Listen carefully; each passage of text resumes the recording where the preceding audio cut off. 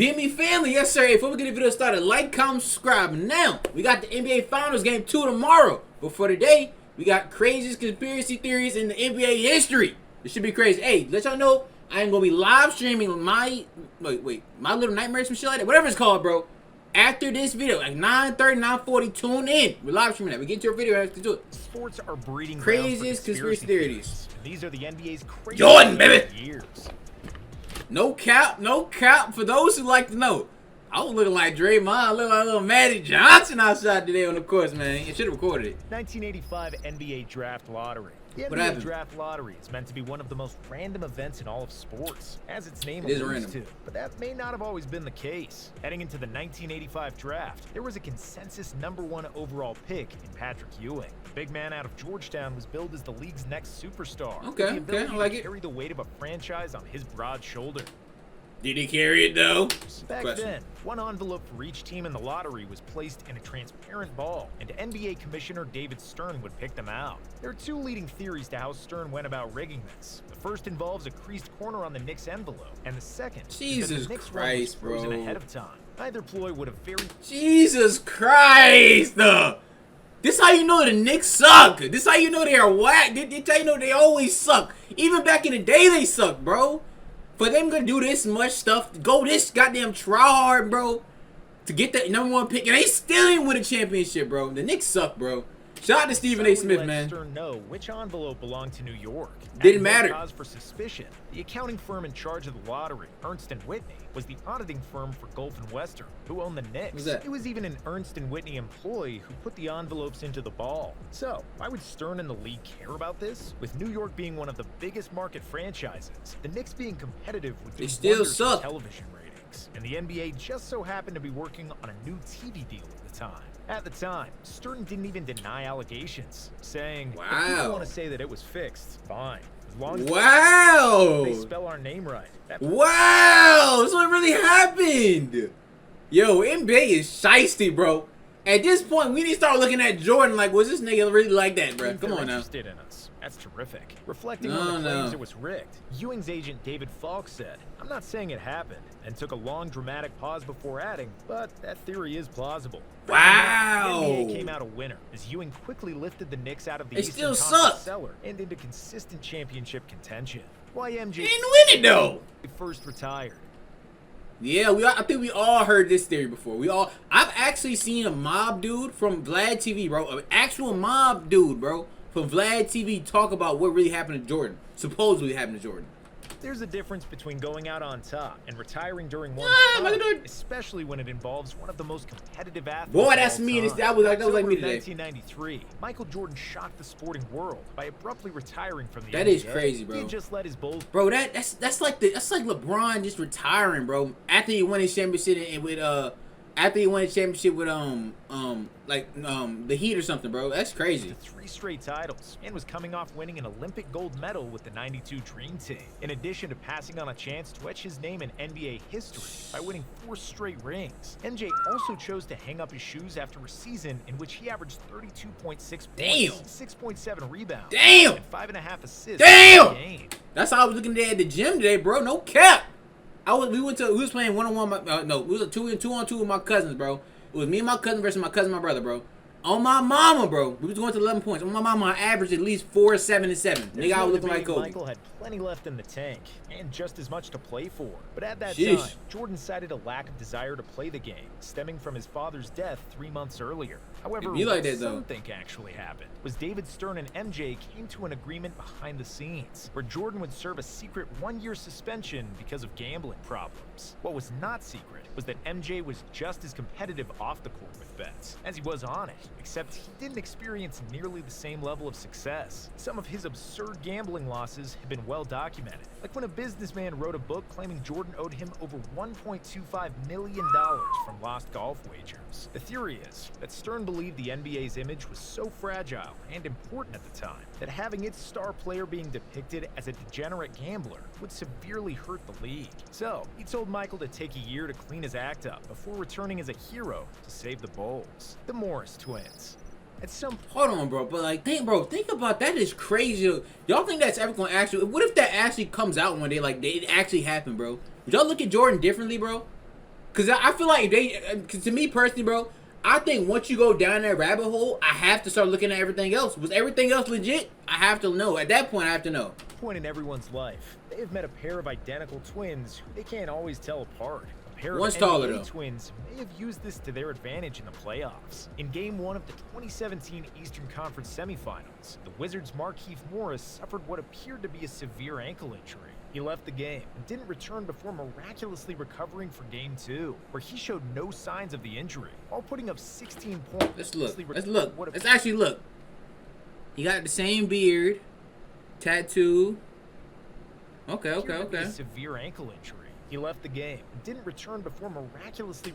I don't see no tattoos. Recovering for Game 2. Hold on. He showed no signs. Hold on, I see tattoos. While putting up 16 points and 6 rebounds. You got the same tattoo right here. Down to 26 minutes. It was the best Markieff had looked all playoffs. This left people wondering whether or not it was really Markieff out there, or if Marcus, whose season was... Hold on, they got the same fucking tattoos? This left people wondering whether or not it was really Markieff out there, or if Marcus... These motherfuckers, they got the same tattoos? Nah, they did it. They did it. Was already over with the Pistons. It stepped in, acting as his brother. Similarities in their playing styles and jump shots are almost as striking as their physical appearance. Although it's crazy to consider them attempting to pull this off. His head is more like fucking oval. His head is more like squished in like this. You know what I'm saying? Like his shit more squished in right here. His is more like rounded, but his shit is like more like a rect. This nigga got like a furb head. You ever see y'all seen Phineas and Ferb? This nigga got a furb head. He got like a normal head, but this nigga got a furb head. So I don't think it happened. It actually wouldn't be the first time they pulled this stunt. They did it one time while playing AAU basketball. When really? They were kids. Markieff had fouled out of a game, and then Marcus hurt his ankle, so they quickly swapped jerseys on the bench without anyone noticing. 2002 Western Conference Finals, Game 6. While fans routinely blame their favorite team's losses on the refs, sometimes there's enough to the story that even impartial fans find it to be foul play. Heading into Game 6 of the 2002 Western Conference Finals, the Kings held a 3-2 series lead over the Lakers. The Kings were 1 quarter of basketball away from heading to their first NBA Finals since 1951. With the game tied, the referees decided to delay Sacramento's return to the finals at least another game. In the 4th quarter of Game 6, the Lakers shot 27 free throws, compared to the Kings' 9, as LA won by 4 points. One particular moment from the game sticks out, where Kobe Bryant shoved and elbowed Mike Bibby, but a foul was called on Bibby, thus denying. That could go both ways. They could go both ways. Shoved and elbowed. It could go both ways, but it is the early 2000s. You gotta remember it's early 2000s. Like in the league now, that's a flagrant on Kobe. That nigga's out of here. He's out of here. In the league in 2000 and 2002, I don't know. Mike Bibby, but a foul was called on Bibby, thus denying the Kings of a chance to tie the game. Although the free throw discrepancy and that play were topics of conversation at the time, it was nothing more than just talk. There was no hard evidence the game was rigged, so that the Lakers would win and force a Game 7. However, in 2008, that all changed when former NBA ref Tim Donaghy alleged in a court filing that 2 of the 3 officials from that game went out of their way to determine its outcome. Damn! Damn! We not counting them rings no more, baby! Y'all get on Curry, bro. I swear to God, bro. If this would have came out by any team on the Warriors, bro, y'all niggas would have been, oh my God, hoop at us. Y'all would have been on our top. Y'all would have been begging the league to take the rings away. R.I.P. to mama, bro. Give me the rings. The series way to determine its outcome. Donaghy claimed the refs were instructed by the league to prolong the series in any way necessary. It's crazy. Upon hearing Donaghy's allegations years later, Kings center Scott Pollard, who fouled out during Game 6, said, "My first thought was, I knew it. I'm not going to say there was a conspiracy. I just think something wasn't right. It was unfair. We didn't have a chance to win that game." The league's reason for forcing a Game 7 involved money, just like almost every decision they make. The TV revenue from the additional game, and also the chance that one of their biggest markets in LA returned to the finals instead of a small one like Sacramento, was worth risking their reputation. The flu game. Although basketball fans know exactly what game and performance those 3 words refer to, they may not be accurate. Game 5 of the 1997 NBA Finals. I did that today too, man. One of the most iconic performances of all time by Michael Jordan. The story goes, MJ led his team to a victory on the road over the Jazz, after having thrown up all night before the game and needing to be hooked up to IVs in the bullpen. That nigga was probably drunk. That nigga probably just hit a fifth of vodka and was going crazy the night before. Hell no. His locker room. Jordan was so drained after Game 5 that he couldn't even speak to the media, yet he still managed to play 44 minutes and score 38 points, including hitting the game-icing shot. While MJ was obviously very ill, it wasn't exactly clear what the cause was at the time. But then NBC sports broadcaster Marv Albert before the game reported Jordan was experiencing flu-like symptoms. So the name and story took off from there. In 2013, MJ's trainer... Bro, this is why I think niggas look at Jordan like the greatest of all time. In my opinion, bro, I think Jordan just has too many damn classic moments, bro. That's why niggas look at Jordan like that, bro. No cap. Tim Grover recounted what happened the night before the game and confirmed a growing suspicion that had developed. Grover said Jordan had ordered a pizza late night before Game 5. He described how 5 people showed up to deliver it, which gave him a bad feeling at the time about the situation. Grover confidently asserts that it was food poisoning, not the flu. In the Last Dance documentary, nigga was sick though, you know what I'm saying? Pizza, implying it was food poisoning. But the question remains, was it intentionally done? Did some local Jazz fans take matters into their own hands? They probably try to help their crazy team win a title? I ain't gonna say what happened, but they doing some crazy stuff. 5 people showing up to deliver a pizza late at night is far from normal behavior. Chris Paul, trade veto. In 2011, a trade was agreed to that would have paired... Chris Paul, bro. I love Kobe. Kobe got his 2 rings after Shaq, man, so...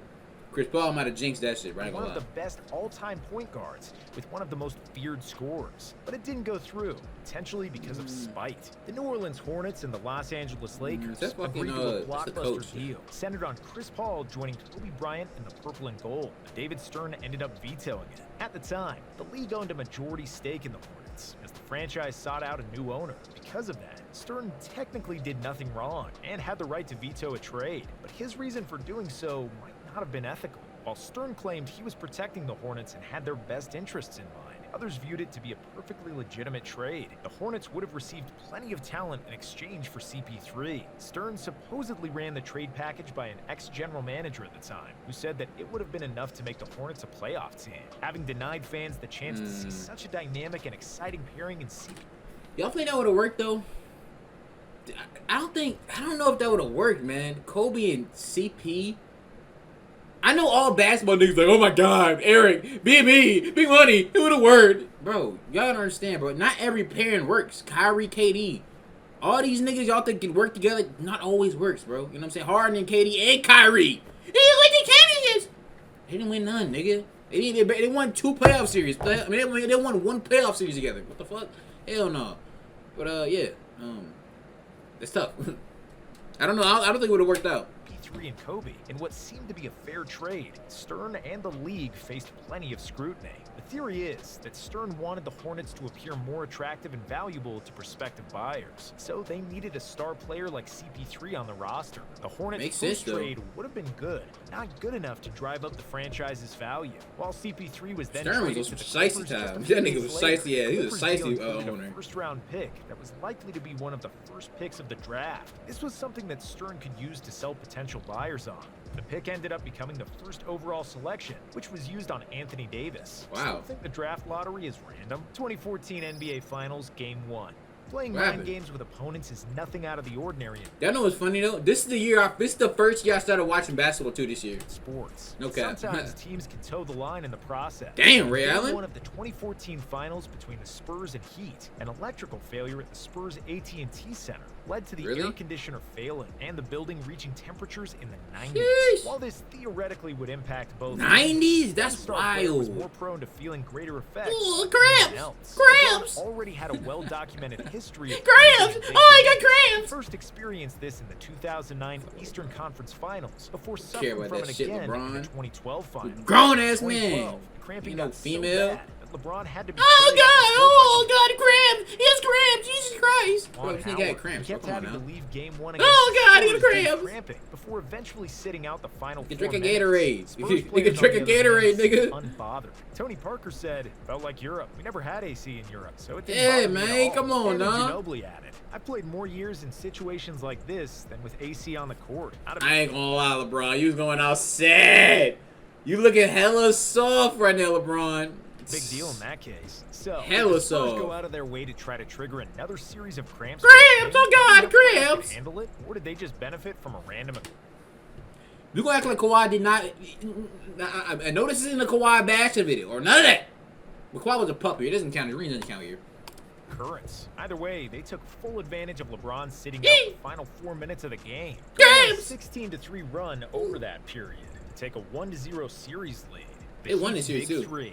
What was meant to seem like a spontaneous not one, not two, not three. The result of years of scheming by three friends. In 2010, when LeBron decided to take his talents to South Beach with his infamous nationally televised ESPN event labeled The Decision, his move that is wild, though. Dwayne Wade and Chris Bosh was meant to seem like a surprise. In reality, though, it all began in 2004 when LeBron, D. Wade, and Bosh were his teammates on the U.S. Olympic team. The trio supposedly hit it off immediately and loved playing together, but they were under contract with three different NBA teams at the time.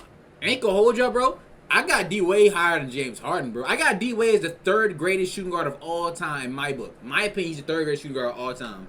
So it was nothing more than a summer fling. Then in 2006, the Big Three showed their cards some, as they all signed extensions for the exact same length with their respective teams. Once those contracts expired in 2010, they joined forces in Miami, forming a polarizing super team. While the group attempted to play it off as a coincidence, Knicks superfan Spike Lee wasn't buying it whatsoever. He said, "This is nothing but a pure Corleone gangster move. It was laid out. This didn't happen by happenstance. They made people look like idiots. Wow. They had the thing planned out 2 years ago." Cavs owner Dan Gilbert agreed with Spike.